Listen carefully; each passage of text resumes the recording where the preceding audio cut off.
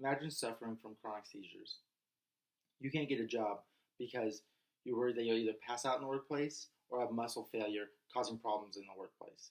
This is the unfortunate reality of many Americans who do suffer from chronic seizures. Now, the good news is that there's a potential cure out there. The bad news is that it's illegal and cannot be tested by doctors right now. Marijuana has helped many people who do suffer from chronic seizures as well as other problems, yet it cannot be tested, and this is due to it being on the Schedule 1 drug list. Being on the Schedule 1 drug list, it means that it cannot be tested by doctors in the medical field. Now, marijuana is legal in some states, however, it is illegal federally, causing many confusions between the state law and the federal law.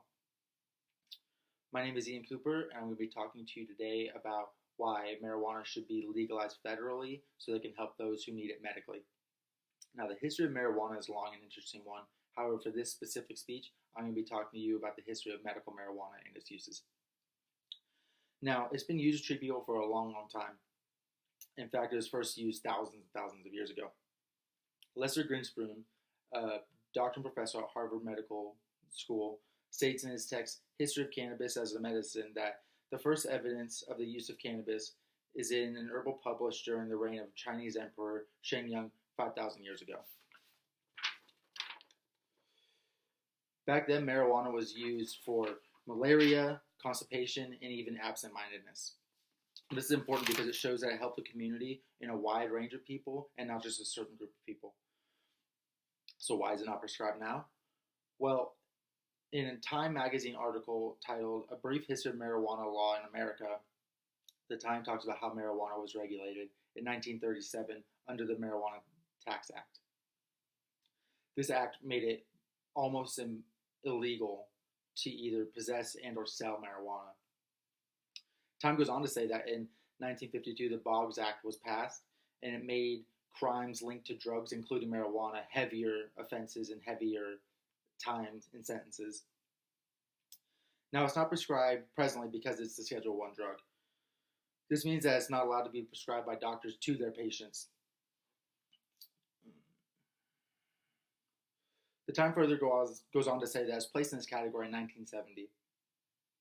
A Schedule 1 drug is deemed by the federal government to have no real medical uses. Further on, they claim that, in fact, not only does it not have any medical uses, but it actually can be very highly addictive. Now, marijuana is placed on this list, but it's along with LSD and heroin. Marijuana has been used for thousands of years as a medical aid, but in the 1900s, the federal government decided to not only make it illegal, but to also make it to where doctors can't test it to see if it has any medical solvents. Time article goes on to say that it's placed on a Schedule 1 drug because of President Richard Nixon, and this was during his war on drugs. He had no scientific or medical opinion when he did this. However, Nixon did not like the counterculture that was associated with marijuana, so he put it on this list anyway, kind of in spite of them. This is a huge problem because it's on the Schedule 1 drug list now because Nixon personally disliked it, and that's a problem for those who need it medically and who don't even know Richard Nixon. If legalized federally, marijuana can be taken off the Schedule 1 drug list, and it can be tested to see exactly how it can help people. Now, if it's taken off, it can immediately be tested to see what it's used for. There are many different uses of it. Business Insider posted an article entitled 21 Medical Benefits of Marijuana. In this article, they compile a list of different things that marijuana has been used for medically.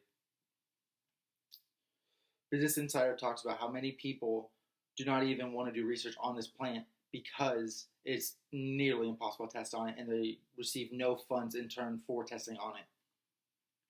This will change once it's FDA approved, and it will open the doors dramatically to what possibilities can come from marijuana and how it can help different people.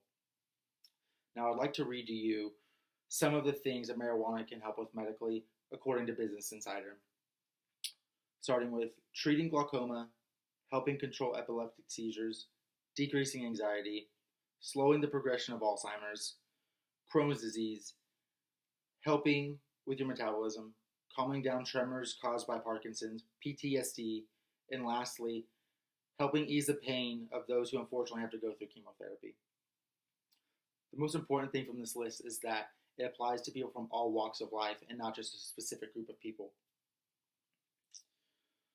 If marijuana is legalized federally, doctors can do more research on it to see where it can be used in the medical field and how it can be used and how much to prescribe to patients and so on and so forth.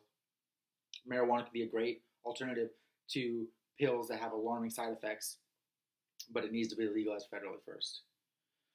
Even though marijuana is legal in some states, that's not enough. It needs to be legalized federally. With it being on the list of Schedule I drugs, it makes it near impossible to test so that it can be prescribed. It's a problem for not only those who suffer from chronic seizures, but for many different walks of life who have hard times getting around and doing everyday tasks.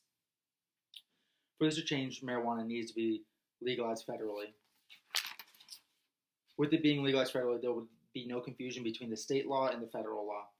With so many potential aids, the legalization of marijuana federally needs to happen so at the very least, we can test to see how to help those medically. Thank you.